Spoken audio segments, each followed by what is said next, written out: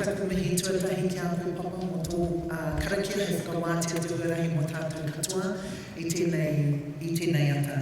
Ko Keri Milne-Ihimaera tōku ingoa, ko ruapoke te motu, ko te ara kewa te moana, ko motu kōhui te maunga, ko te rauaha te marae, ko ngai te rua hiki te hapu, ko ngai tangu te iwi. Engari I tuku ake a hau I roto I te tai tokero, nā rātou au I boiboi, I arahi, I tiaki, no reira nei rā te mihi kia tātou, I tēnei ata. So that was two of my mokopuna featuring in their own music video, launched during Te Wiki o Te Reo Māori as a forerunner to their second Te Reo Māori TV series, Te Nūtube. So of course I'm using the cute factor to get you all wide awake this morning, because I realise they're pretty impressive, right?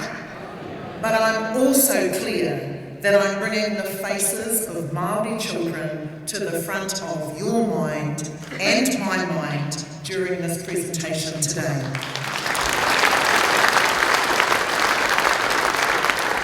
These mokopuna are faces that represent all of our Māori mokopuna in our schools. Mokopuna who are all inherently capable.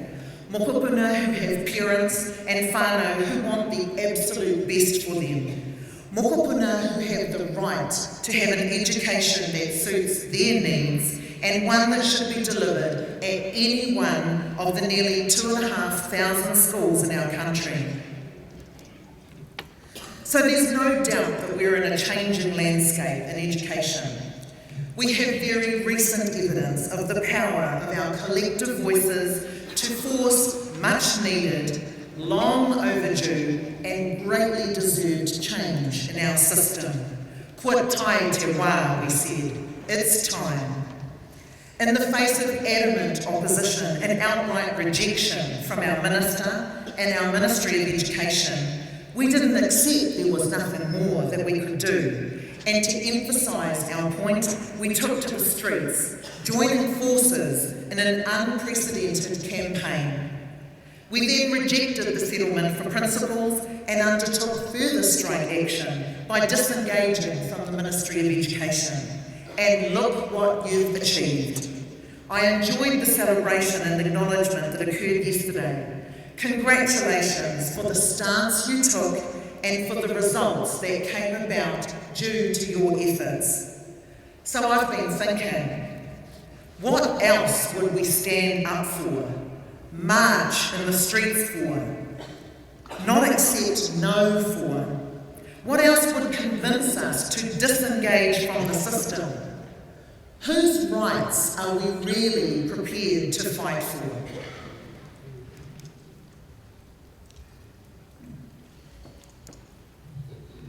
I stand before you as a Māori woman, a learner, a mother and a grandmother. I'm an educator, a former teacher, a school principal, a school board member.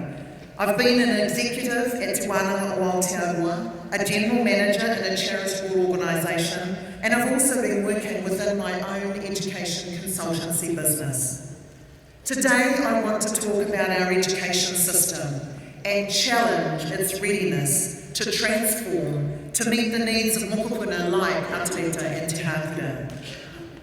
You might well be thinking, so how does this talk relate to me? I work in a successful school, ERO says so, the community says so, we don't have a statutory intervention, and nor are we ever likely to have one.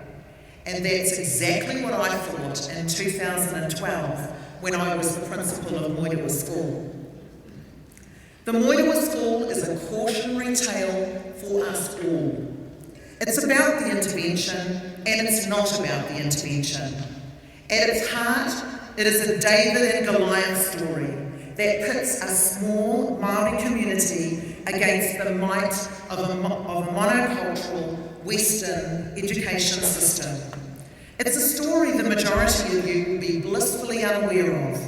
Not just unaware of Moerewa School before today, but also unaware of the misuse of power from government authorities to oppose communities, schools and principals who dare to stand up and step outside of the box. But it's a story that's heartbreakingly familiar to those of us who are determined to develop an education that fits our Māori children, like those mokopuna who introduced this talk. In 2005, the Labour government at the time had swept through communities in Northland, closing and merging schools. Unlike other communities, the Moerewa community decided that they would take control and write a submission to the Minister of Education about what schooling would look like in the future in Moerewa. I was approached by members of the Moerewa community to ask me to apply for the principal role in the newly merged Moerewa School. Applicants for the principal's position were asked just one question: how are you going to achieve this community vision? During my 10 years at Moerewa School, the community was totally involved in the school. Our children loved coming to school every day. We had two non-negotiable questions that helped us decide what to teach in our curriculum. Number one, what is Ngāti Hene's position on this topic? And number two, what is the social justice aspect? If teachers couldn't answer those questions, we didn't teach it. So there were no units of work on My Pet or China. Stage one of the community dream was to retain years 9 and 10 students in the school. This was achieved with a successful application to change our class to a restricted composite Years 1 to 10 school. The next stage was to extend the stream further, right through to Year 13. Using the legislation which enabled us to attach these older students to another secondary school, we set up a senior class and got to work on formalising an application to extend our year levels. In 2011, we had a group of 27 senior secondary school students on our school site, working through a second change of status application to the Ministry to become a Year 1 to 13 area school. These students were blitzing NZEI grades as just one measure of their success, and we thought it was a no-brainer. After months of attempts to engage with the Ministry of Education to support the school's application for change, the school released provisional NZEI results to the media. The hope was that these positive provisional results would show that the students were doing well, and it would assist in getting the school's application approved. In hindsight, we should have stayed underground, under the radar, and maybe things would have played out differently. What followed was an unprecedented audit of the school's NZEA results by the New Zealand Qualification Authority. We were required to send 85% of our students' work to NZQA in Wellington over Christmas. On the 20th of December 2011, these 27 Moerewa School students all received letters from NZQA in the mail. These letters told the individual students that their NZEA results were on hold until the NZQA audit of their results had been completed. NZQA audited 366 pieces of Moerewa school work and agreed with 78.3% of the marks that we had given. For the 21% of work they disagreed with, they felt they had reason to be concerned. By April 2012, the Moerewa school students from 2011 still had no record of any of the credits that they had achieved. This table, written by one of their teachers, expresses the unfairness. So why was Moerewa school treated so differently? In the process of completing my doctoral thesis, I sent an Official Information Act request to the New Zealand Qualifications Authority to ask for the names of schools that had been required to send more than 80% of their students' NZEA work to NZQA for moderation. The official response confirmed our suspicions that this had not happened to any other school. So our class was told to shut down. The Minister of Education said that these students could not stay at Moerewa School, and she said publicly on television stations across the country that we were acting illegally and that our students had cheated to get such grades. So think about the messages that this sends to young brown students when the Minister of Education thinks it's so unusual for brown kids to be achieving that the only possible explanation is that they cheated. We fought with two different Ministers of Education and refused to listen to Ministry of Education officials from Wellington over the community of Moerewa. Our Board of Trustees was sacked, actually without notice, announced by the Minister on Te Karere only 19 minutes after an email had been sent to the Board Chair, and a Commissioner was brought in to govern our school. During the Moerewa School intervention, principal colleagues in the Taitokerau Principal Association spent 6 months making several Official Information Act requests, 2 appeals to the Ombudsman, and threatened legal action to establish that in just a 12-month period, the Commissioner at Moerewa School had been paid nearly $150,000 for his part-time role. the majority of which came from the school's operations grant funding. Let's remember, this was not a school failing. ERO reports and other success indicators did not state there were any problems in the school. The Commissioner stayed at Moerewa School for 2 years, 1 month and 17 days. The total cost to the school was almost $240,000. I will always be grateful to those few colleagues in Te Taitohiro who did stand up on my behalf. What would you do? What I found during this time was that there were many principals who I didn't know well, who all of a sudden were statutory intervention experts, and who thought they should give me unsolicited advice at every opportunity. And then there was a small number of trusted colleagues who listened, who checked on me, who believed me, and who took action. I'm so sorry that I missed the acknowledgement to Pat Newman on Monday night. Thank you, NZEI, for that important award. My doctoral research explored the Moerewa story and the whole process of statutory interventions in schools, very often in small and predominantly Māori communities like Moerewa, which denigrate the authority of the community to design an education that fits their aspirations for their children. This talk can only give you the brief version of that story, but what was going on in the background? Why us? Why Moerewa? This is where the issues of power and compliance lurk, often hidden in the background. In 2010 and 2011, with many of you in the room, I was an outspoken opponent of the national government policies introducing national standards against the best interests of our children. In Moerewa, we educated our community, and our community and school board supported this opposition. I don't have to tell an NZEI audience about that national campaign, another time where we stood up to be counted, or so I thought. Hands up for learning, the protest signs said, and some of us were serious about our opposition. I was one of the initial principals invited to be part of the coordination group of boards and principals named BTAC, Boards Taking Action Coalition.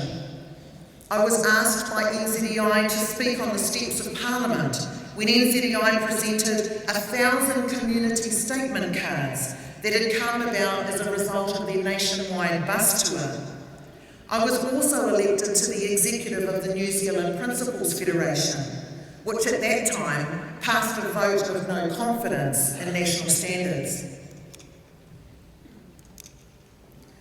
There is no doubt that Anne Tolley, the then Minister of Education, was becoming increasingly frustrated at the lack of support this new policy was receiving from the sector. There was growing evidence that there was a hit list of principals to target as examples of what refusal to comply would mean. This was referred to in a blog post by the late Calvin Smythe.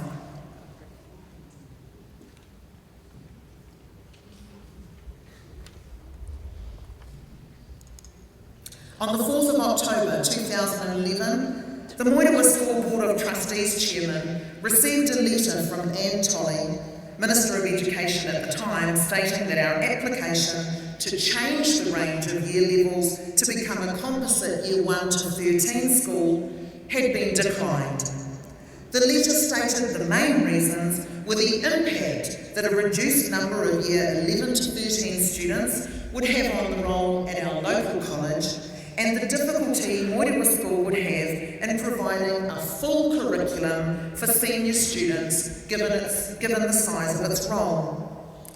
The letter also noted that the Minister was informed that our school had not implemented national standards, and therefore our school's charter was non-compliant.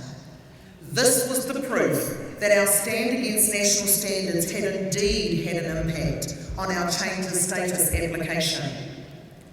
This letter was shared at a community meeting in Rotorua where we asked our whānau these questions. There were 130 responses collected on this night, and 99.7% of responses answered yes to both questions we were asking for their support.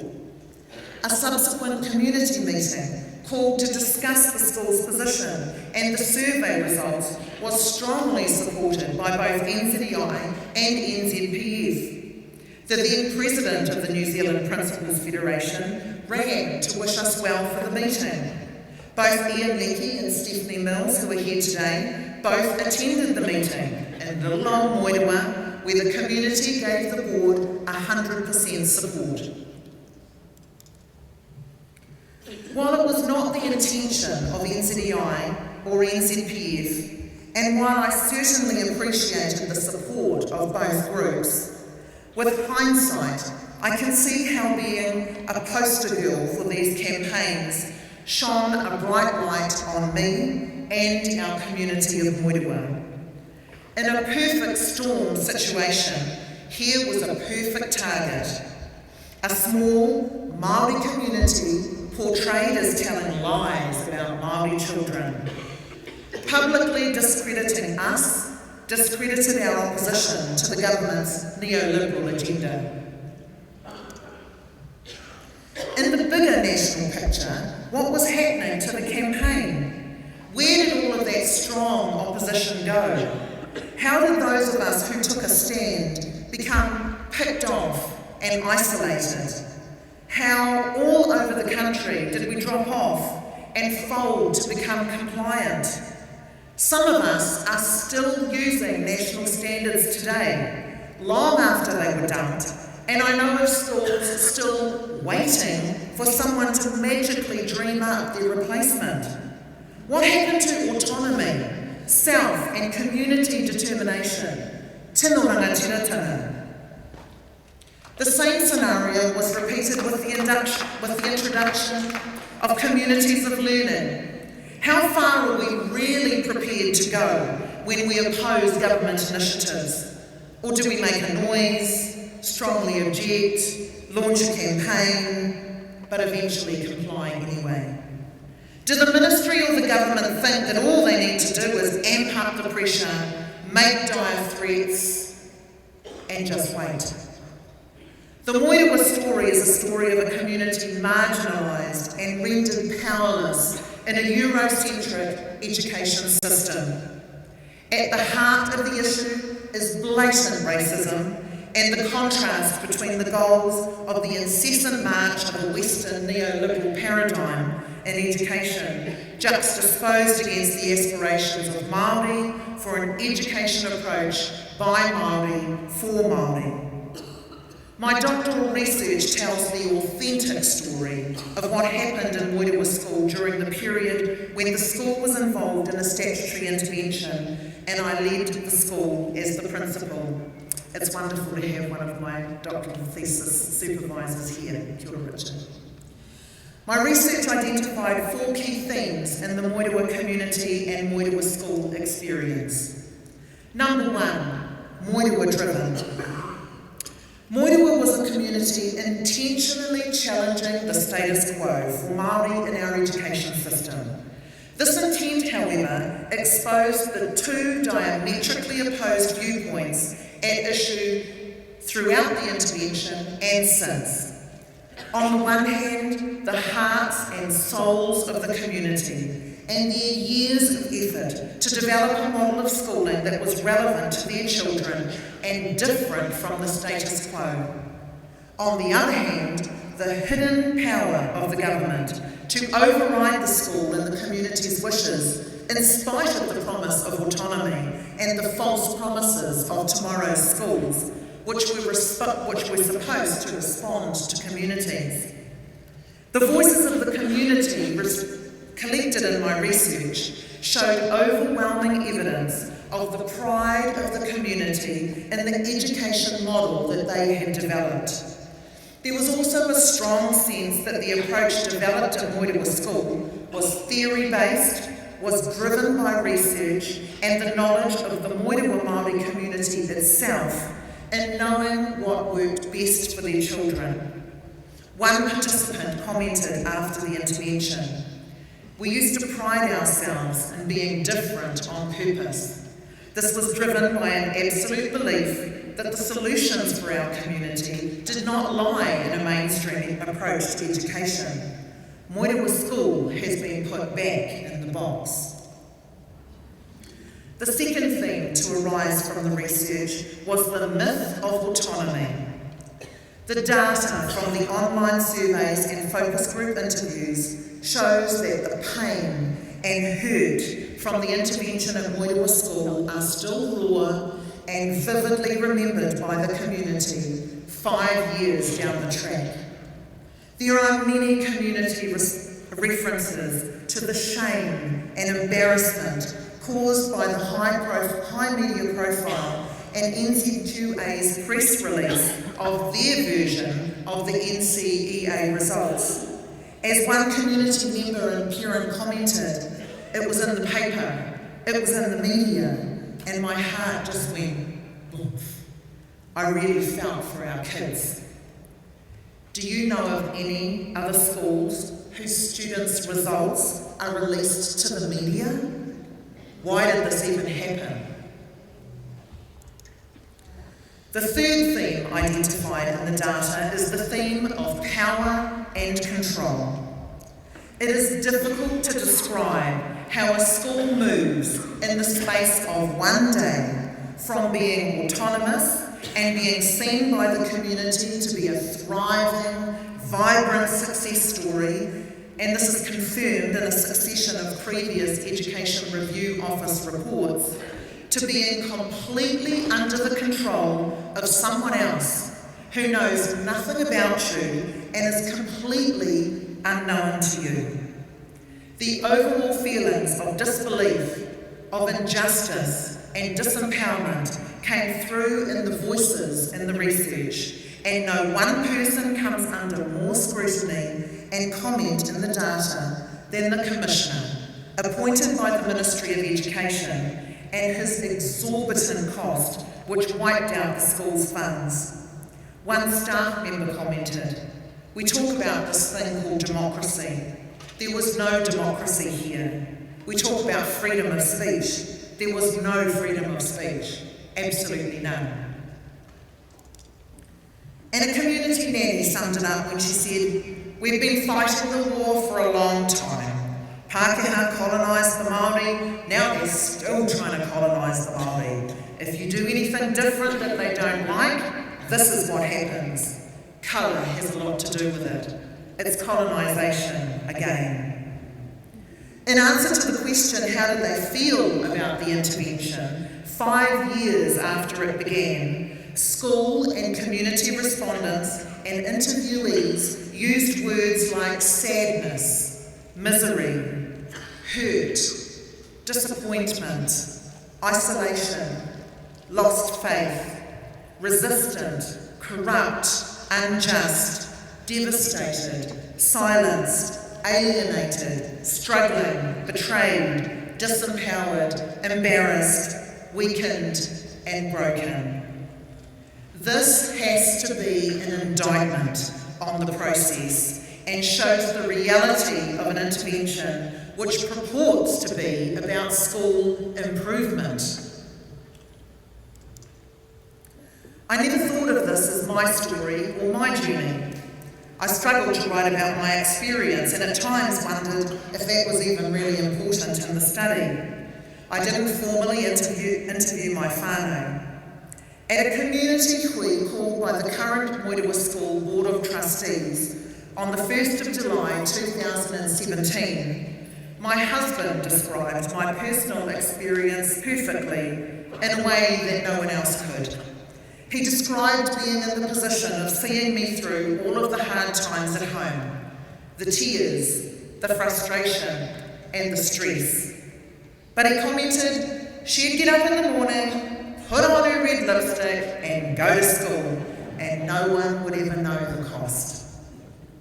High on my priority list was the need to support staff through this whole ordeal.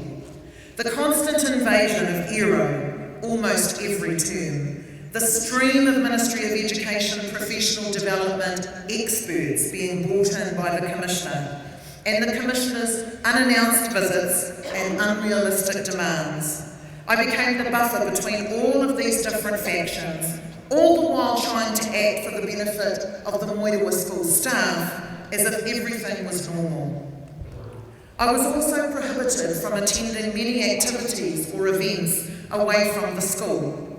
This included my attendance at the New Zealand Principal Federation executive meetings, participation in Atareta Māori Principal Association events. Again, I was an executive member. I had already enrolled in my doctoral study and was about to start attending the lectures and block classes, and I was instructed by my commissioner that I was to stop engaging any further with this study. At the time, I had not decided on my thesis topic, so his refusal to allow me to continue was not due to his awareness of the topic I did eventually choose. My overwhelming feeling was that these orders were given with the expectation that if he just pushed me hard enough, I would finally refuse to comply, giving him the perfect reason to remove me from my position. This, in fact, was something he threatened he had the absolute power to do. At one meeting, he surprised me with an exit package for me to think about. Staff of Moerewa School spoke of the impact on their health, their personal lives, and of rifts in families when some family members chose to believe the media hype. Principal colleagues in Taitokerau commented that it made them hesitant to challenge the ministry for fear of similar punishment. At the very epicentre of this intervention were, of course, the students, who were impacted the most. One student in the senior class commented, "It hurt me to see all my friends leave the school. It hurt to see the people that I looked up to leave, and to see them hurt made me hurt. It was devastating to see many of my cousins come home and cry because they had to leave Moerewa School." The overwhelming outcome of the analysis of evidence in this theme is the feeling of total disempowerment, of being relegated to become spectators in a game none of the participants had initiated, no one knew the rules to, where there was no chance of a positive outcome. Former board members spoke of their complete powerlessness and that overnight they went from being the drivers of the school's vision to being discarded, with no role, no value, and no voice.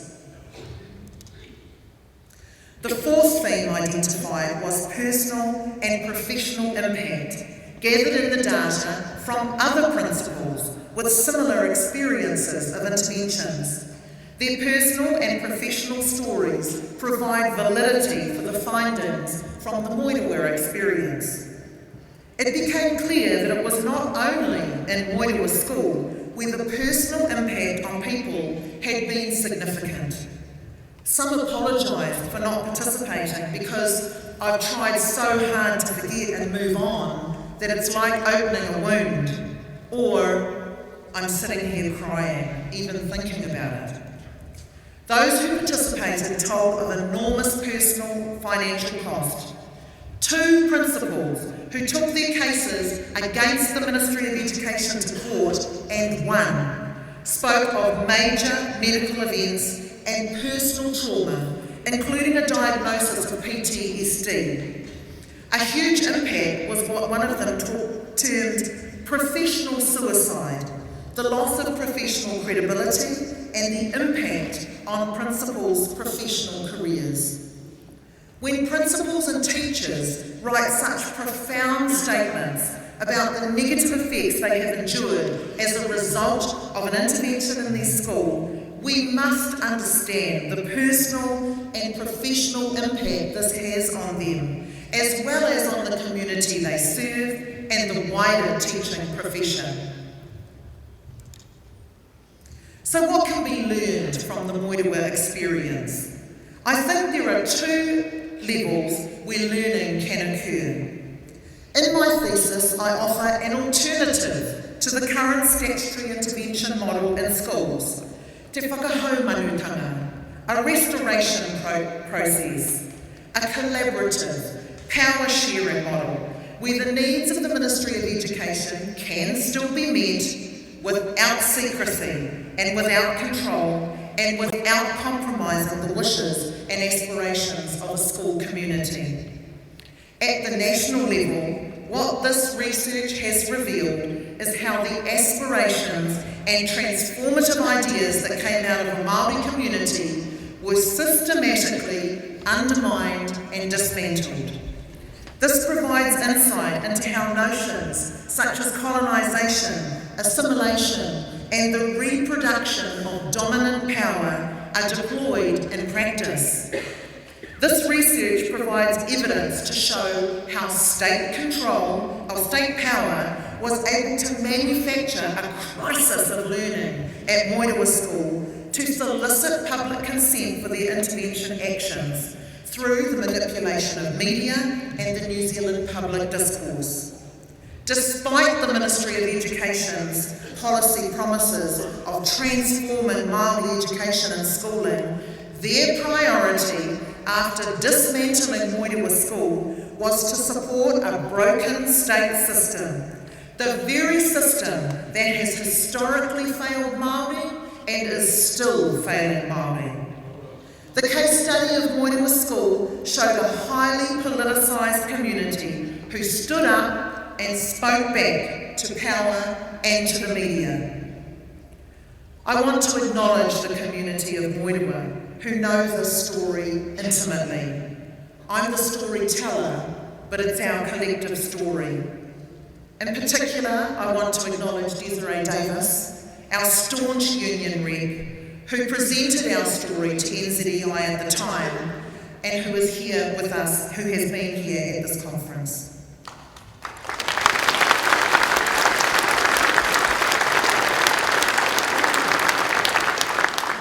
The Moerewa community is full of beautiful mokowhana like Atareta and Hākura.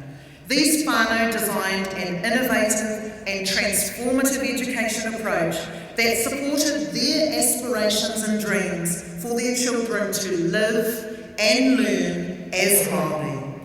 Their actions mirrored the choices and decisions we made as a whānau for our children and grandchildren. Was our education system and wider Aotearoa ready for this transformation? My research proves that sadly they were not, and that situation remains unchanged. As at the 1st of July 2018, there were 278 schools with students enrolled in Māori medium. That's students who are taught the curriculum in Māori language for at least 51% of the time.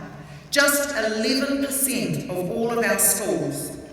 The number of all students enrolled in Māori medium learning represents just 2.5% of the total school population.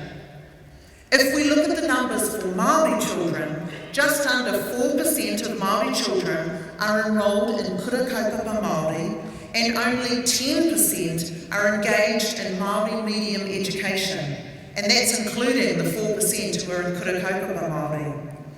That means that 96% of Māori children are enrolled in our mainstream education system, where only 6% receive Māori medium education, where we just have to get better at understanding why we fail them, not just in Te Reo Māori, but in all aspects of learning and success. What hope do Māori whānau have to access an education system that fits when this option is really available in their local school? Work like Te Huri Hanganui, in which the government is investing $42 million, is touted as a blueprint for transformative system shift. That's a great start. But it says to me, they realise there is an urgent need to address the racism deeply embedded in our system and in our schools.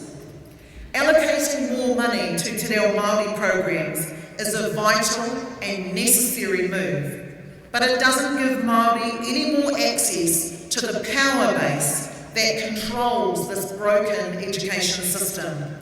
And while we all sit back and wait for years for these initiatives to roll out, we work within the status quo, accepting the damage that we perpetuate to generations of Māori children, and we blame them for our deficits.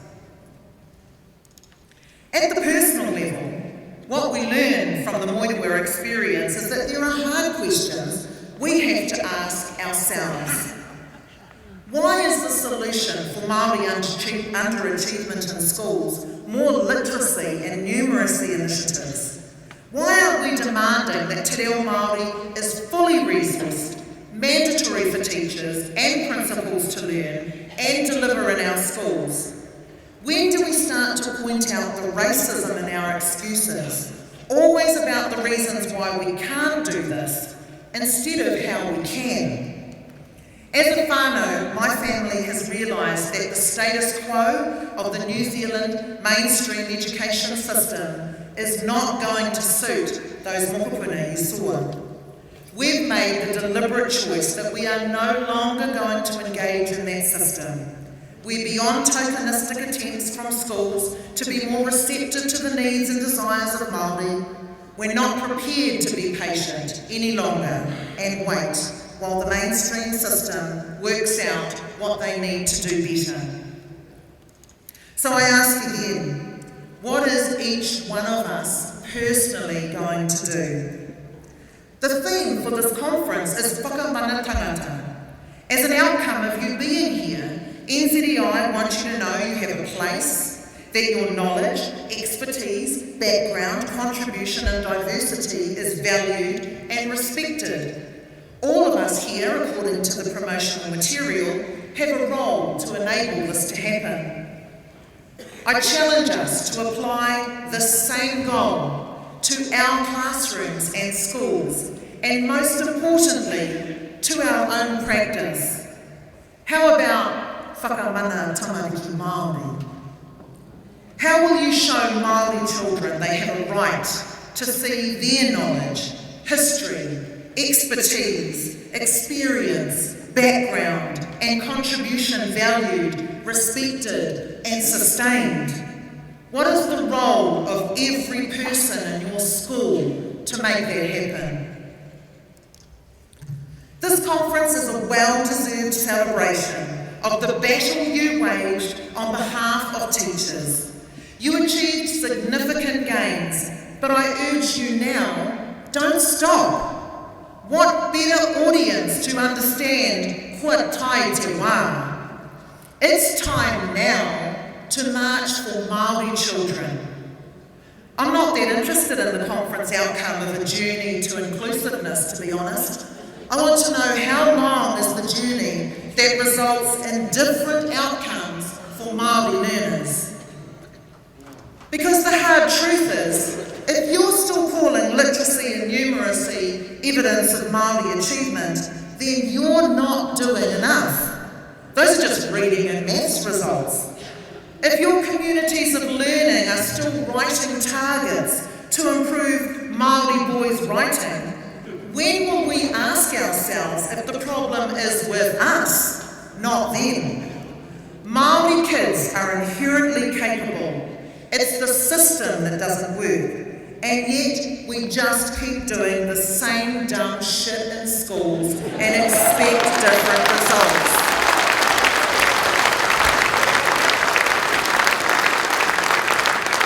So where are our protest banners? Where are our protest marches for Māori children?